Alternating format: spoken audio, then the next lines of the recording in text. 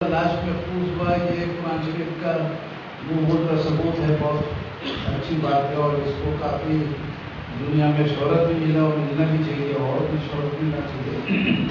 लेकिन मज़े का बात एक और ये है कि फिरौन के डूबने के 400 साल कबल यूसुफ अलैहिस्सलाम फौत हो रहे थे। ये जेनेसिस के आखिरी आयत में है। 110 साल की उम्र में जब फौत हो रहे थे, अभी मैं उनके मुकाबले में काफ़ी जवान हूँ, तो अभी तक उतना बुढ़ापा नहीं आया है। तो जब वो फौत हो रहे थे तो वसीयत किए कि मेरा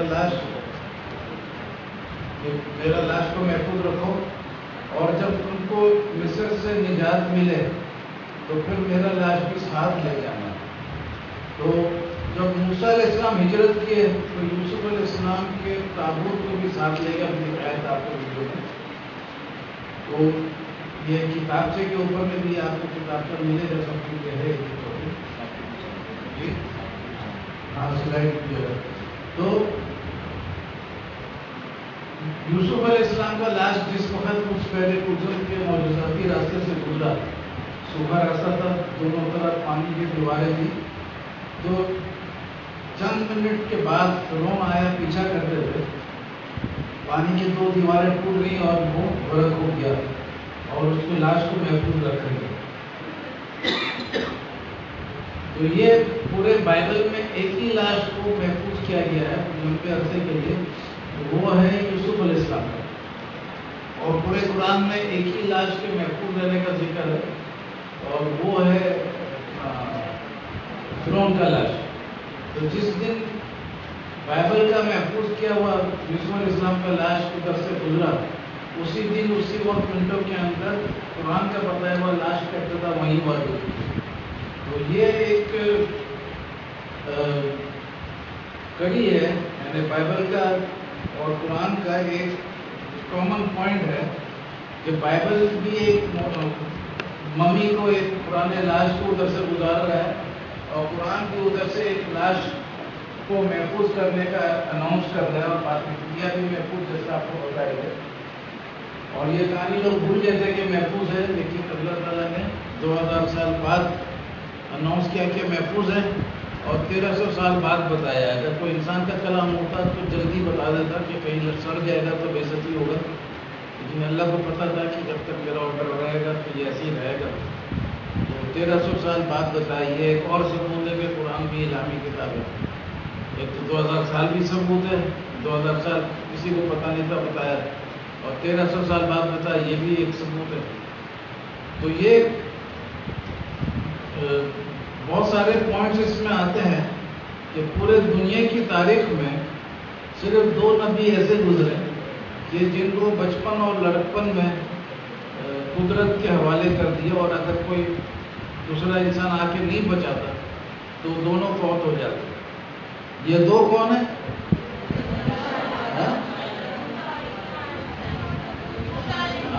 और दूसरे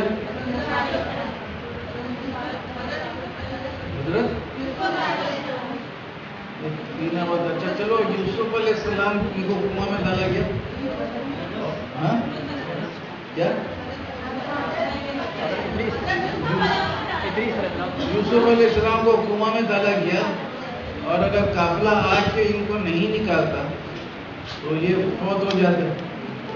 तो ये भी फिरौन के महल तक पहुंच गए। वो कुरान के हवाले से बताया था कि फिरौन के मम्मी को महफूज किया गया, और उसी जगह से यूसुफ अलैहिस्सलाम का मम्मी भी गुजरा। तो ये बाइबल और कुरान का एक मीटिंग पॉइंट था। इससे साबित हुआ कि बाइबल सिर्फ अल्लाह की तरफ से नहीं है, कुरान सिर्फ अल्लाह की तरफ से नहीं है, बल्कि इससे साबित हुआ कि तौरात, ज़बूर, इंजील सब पर तसलसल है, यानी कुरान तक चल रहा है। ये कि एक मम्मी का उधर जिक्र है, एक मम्मी का, और ये दोनों जब मिल जाते हैं, ये दोनों मौजूदा, तो ये एक दूसरे का मौजूदा हो जाता है। हाँ, मैं आपको बता रहा था कि पूरे दुनिया की तारीख में 2 नबी ऐसे गुजरे कि एक को बचपन और एक को लड़कपन में लावारिस कर दिया। अगर कोई दूसरा नहीं बचाता तो फौत हो जाते। मूसा अलैहिस्सलाम को दरिया नील में उसकी माँ डाल दी, ڈالتی اور اگر فرعون کی بیٹی ادھر نہیں دیکھتی اور واپس بھی محل میں نہیں لاتی تو وہ بھی دریا میں کھو جاتے ہیں، لیکن یہ تو اللہ کا مرضی تھا، وہ الگ بات ہے۔ اور اسی طریقے سے یوسف علیہ السلام کنویں میں تھے اور قافلہ آیا اور ان کو پانی کے لیے گیا تو ان کو پھر وہاں سے نکالا اور یہ بھی اسی محل میں پہنچے۔ تو یہ اس وقت تو سوچ رہے تھے کہ فرعون کے ڈر سے دریا نیل میں ڈالیں گے موسیٰ علیہ السلام کو، اور چھوٹے کے بھائی جو جلن حسد کی وجہ سے یوسف علیہ السلام کو کنواں میں ڈالا، دونوں باتیں بالکل صحیح ہیں، لیکن یہ اللہ کا منصوبہ ہوتا ہے تو ایک کی جگہ 10 اور وجوہات ہوتے ہیں۔ وہ دوسرا وجوہات یہ تھا کہ جس کو دریا میں، جس کو کنواں میں ڈالا تھا اس کو تابوت میں ڈالا، اور جس کو دریا میں ڈالا تھا وہ تابوت کو کاندھا دے کے لے گیا۔ یعنی پہلے سے اللہ تعالیٰ یہ منصوبہ بنایا ہوا تھا تاکہ جب فرعون کا لاش دریافت ہو، شناخت ہو، تو پھر ان سب باتوں کو بھی یاد کرے۔ اور یہ مزے کا بات یہ ہے کہ یہ کنواں اور دریا کا کہانی صرف قرآن میں نہیں ہے، بائبل میں بھی ہے، اور اس میں کوئی زیادہ تبدیلی وغیرہ بھی نہیں ہے۔ جیسا بائبل میں ویسے ہی قرآن میں کہ کنواں میں ڈالیں گے اور ان کو دریا میں ڈالیں گے، دونوں فرعون کے محل پہنچے، اور دونوں میں 400 سال کا فرق ہے، لیکن 400 سال پرانا یوسف علیہ السلام کا زمین اس معجزاتی راستے سے گزرا، اور وہیں پر ہی قرآن کا بتایا فرعون کو زمین کا ابتدا ہوا اور طوفان میں دریافت ہوا۔ تو ایسے موسیٰ علیہ السلام کا پانی سے بہت زیادہ تعلق بھی تھا۔ جب وہ بچے تھے تو پانی کے ذریعے بچائے گئے دریا نیل میں ڈال کے، جب جوان تھے اور شعیب علیہ السلام کی بیٹی لوگ کا پانی بھرنے میں مدد کی تو پانی ذریعہ بنا شادی کا۔ اسی طریقے سے وہ لاٹھی تھا، وہ مارتے تھے تو چشمہ آ جاتا تھا، اور جب بوٹے تھے تو پھر وہ پانی کو 2 حصے میں ڈیوائڈ کیا گیا اور ان کو اس طرف گزارا گیا، تو پانی سے ان کا بڑا گہرا تعلق تھا۔ اس میں 2-3 پوائنٹس بہت اہم ہیں کہ اللہ کو پتہ تھا کہ جب یہ فرعون کا لاش دریافت ہوگا تو پہلے خوشی منائیں گے یہ لوگ کہ ہم نے اتنا پرانا لاش دریافت کیا، جب پتہ چلے گا کہ قرآن کا صداقت ثابت ہو رہا ہے تو پھر خود ہی اپنے دریافت سے بھاگنا شروع کریں گے۔ جیسا میں نے کیتھولک انسائکلوپیڈیا کا بتایا کہ کوئی فرعون گیا ہی نہیں تھا میدان میں، کوئی آیت ہی نہیں جو بتاتا، حالانکہ بائبل بڑا کلیئر ہے، اور زبور میں بھی لکھا ہے کہ اللہ کا تعریف ہو رہا ہے جس نے فرعون کو اور اس کے لشکر کو ڈبایا، اور یہ زبور بھی وہ بائبل میں ہوتا ہے۔ کرسچن بائبل جو ہوتا ہے، بائبل مقدس کتاب کو بولتے ہیں، اس کرسچن بائبل کے اندر میں ابتدا میں تورات ہے، بیچ میں زبور بھی آتا ہے اور بعد میں انجیل بھی آتا ہے، اور اس کے بعد بھی بہت ساری کتابیں، اس کے درمیان بھی اور ساری کتابیں ہیں۔ تو اللہ تعالیٰ نے یہ رسم رکھ دیا تھا کہ جو بھی فرعون مرتا تھا اس زمانے میں اس کے لاش کو محفوظ کرتے تھے۔ تو اب جو ڈوبا تھا اس کا نام تھا مرنٹا، اس کا لاش محفوظ ہے، اور جو موسیٰ علیہ السلام کو پالا تھا، یہ 2 الگ الگ تھے، جو لوگ سمجھتے ایک ہی فرعون تھا، ایک نہیں تھا۔ تو جو پالا تھا اس کا نام تھا رامزس 2، اس کا لاش بھی محفوظ ہے۔ اس کا باپ تھا رامزس 1، اس کا لاش بھی محفوظ ہے۔ اس کا باپ، اس کے پہلے سیٹی تھا تو اس کا لاش بھی محفوظ ہے، اور اس کے علاوہ اور بھی فرعونوں کا لاش محفوظ ہے۔ تو اب وہ لوگ اگر بولتے ہیں کہ یہ لاش محفوظ نہیں ہے، کہ یہ فرعون نہیں ڈوبا تھا وہ ڈوبا تھا، اگر کنفیوژن کریٹ کریں گے تو مزے کا بات ہے کہ جس نام لے، جس فرعون کا بھی نام لے لے، ہر فرعون کا لاش محفوظ ہے۔ تو آپ ادھر میں رامزس 2 بولے وہ بھی محفوظ ہے، رامزس 1 بولے وہ بھی محفوظ ہے، سیٹی بولے وہ بھی محفوظ ہے، اس کے علاوہ اور بھی محفوظ ہے۔ دوسرا بات یہ ہے کہ قرآن کا بہت مزے کا بات ہے کہ قرآن میں لکھا ہے کہ اس کے لاش کو ہم نے محفوظ کیا تاکہ یہ آنے والوں نسلوں کے لیے نشانی بنے، so that it may be a sign and to the future generation۔ تو فیوچر جنریشن جو بولا تو یہ آدم علیہ السلام سے ابھی تک جتنے بھی آئے ہیں نسلیں، سب میں تقریباً کسی قسم اسٹائل کا زندگی رہا ہے، دیہاتی ٹائپ کا زندگی، کوئی بڑا شہر نہیں تھا، یہی تھا وہی تھا، اور سب گھوڑے پہ اونٹ پہ سوار ہوتے تھے۔ یہ نسل کا امتیازی نشان یہ ہے کہ گاڑی میں سفر کرتا ہے گھوڑے سے تیز، پانی میں سب مرین میں مچھلی سے تیز جاتا ہے، ہوا میں پرندوں سے تیز پلین میں سفر کرتا ہے، مائکروسکوپ سے چھوٹے چھوٹے جراثیم کو دیکھتا ہے، ٹیلیسکوپ سے آج صبح وہ بلیک ہول کا بھی فوٹو آ گیا پہلے دفعہ، بلیک ہول کا فوٹو نہیں تھا. تو اسی طریقے سے یہ فیوچر جنریشن کے لائق ہو جاتا ہے. موبائل آ گیا، انٹرنیٹ آ گیا، ہر چیز آ گیا، گلوبل ولیج بن گیا، سب کچھ ہو گیا. تو جو قرآن میں لکھا ہے کہ فیوچر جنریشن کے ہے، تو واقعی میں یہ فیوچر جنریشن ہے. اور جتنے معجزہ ہیں زیادہ تر ہم جو سنتے ہیں کہ نبیوں کے دور میں ہوتا تھا، لوگ دیکھتے تھے. ابراہیم علیہ السلام آگ میں جلے نہیں، جو لوگ موجود تھے دیکھے، ہم نے صرف سنا. اور موسیٰ علیہ السلام کا لاٹھی صاف بنا، جو موجود تھے دیکھے تو ہم نے سنا. یہ سارے معجزہ پہلے کے لوگ دیکھتے تھے، ہم سنتے. لیکن فرعون کا لاش وہ معجزہ ہے جو ہمارا نسل دیکھ رہا ہے اور پچھلے نسلوں نے سنا تھا. یہ محفوظ ہے، بالکل الٹا ہے اس کے برعکس ہے. تو ہم لوگ اس سے لوگ اندوز ہو رہے دیکھ کے، اور پچھلے نسلوں نے دیکھا تھا، سنا تھا. تو دوسرا ایک مزے کا پوائنٹ یہ ہے کہ ہمارا ایک ڈسکشن کلاس ہوتا تھا، تو اس میں ایک ساتھی تھا، تو وہ بار بار آبجیکشن کرتا تھا کہ یہ کون سا نشانی ہے، تو ہر فرعون کا لاش میں پوچھتا تو اس کا بھی ہے. میں نے بولا یار ایک تو 2000 سال بعد بتایا، تو خبر نہیں تھا. تو اس قسم میں بہت سارا بات بتایا، لیکن وہ ہر بار کرتا تھا یہ اللہ کی طرف سے. تو اس کے بعد پھر میرے کو پتہ چلا کہ واقعی میں اللہ تعالیٰ نے محفوظ کیا اس کی لاش. باقی سارے لاشوں کو مسالہ لگا کے ہنوت کر کے یہ بات بولتے ہیں کہ اس طریقے سے محفوظ کیا. لیکن جو ڈوبا فرعون تھا اس کا لاش اللہ تعالیٰ نے ابتدائی طور پر محفوظ کیا. وہ کیسے محفوظ کیا؟ کیونکہ فرعون سے جب ہجرت کی موسیٰ علیہ السلام اور بحر قلزم تک پہنچے، جب وہ تو ایسے میں ڈیوائڈ ہوا، تو یہ سفر تھا 18 دن کا. موسیٰ علیہ السلام کچھ لمبا روٹ لیے تھے، لیکن پھر بھی فرعون سے بچنے کے لیے کچھ ہوگا وجہ، تو وہ 18 دن میں پہنچے تھے اور پیدل جماعت کی طرح. فرعون گھوڑے کے ساتھ گیا تو جلدی پہنچ گیا ہوگا، اگر 2-3 دن بھی لگا تو کوئی بات نہیں. تو اب جب یہ بحر قلزم ڈیوائڈ ہوا تو فرعون اپنے لشکر کے ساتھ ایسا ڈوبا کہ ایک شخص بھی نہیں بچا.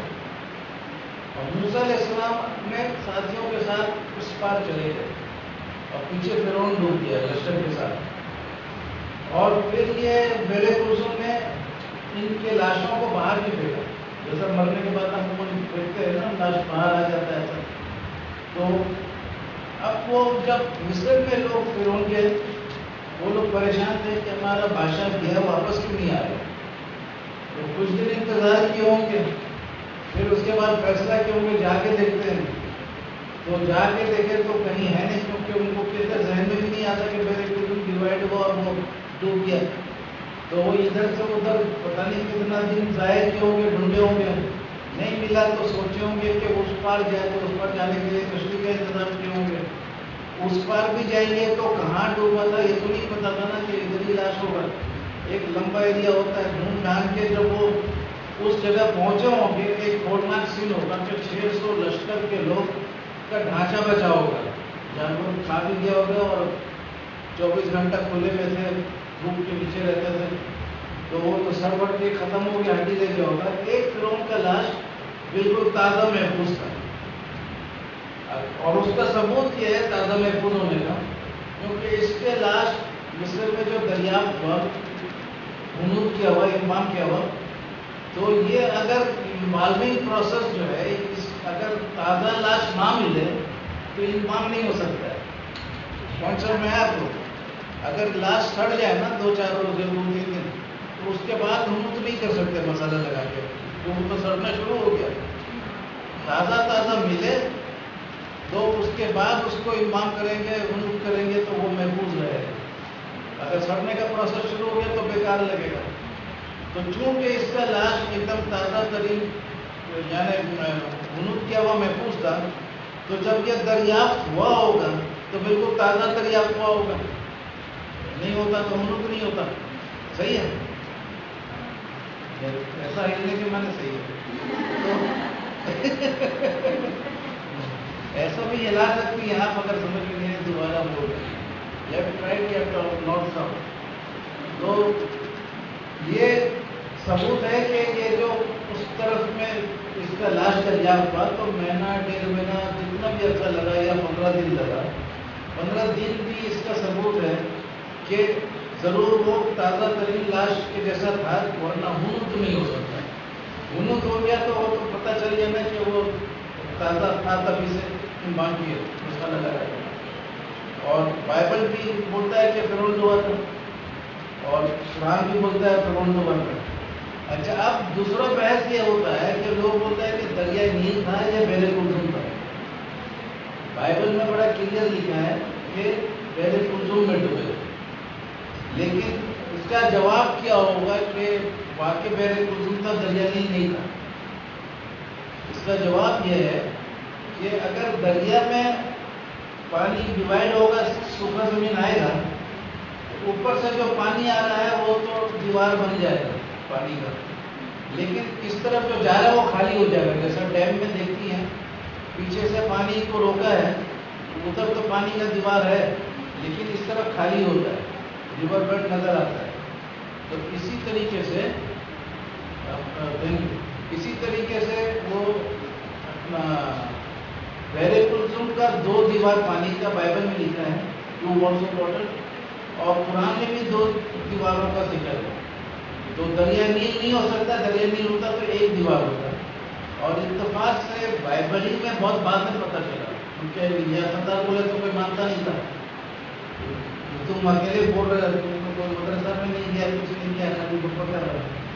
تو اب بائبل سے بھی حوالہ مل گیا. ریور جارڈن، موسیٰ علیہ السلام کا یوشوا کا سکسیسر، وہ لوگ اس کے زمانے میں بنی اسرائیل کو کراس کرنا تھا تو ریور جارڈن بھی ڈیوائڈ ہوا تھا.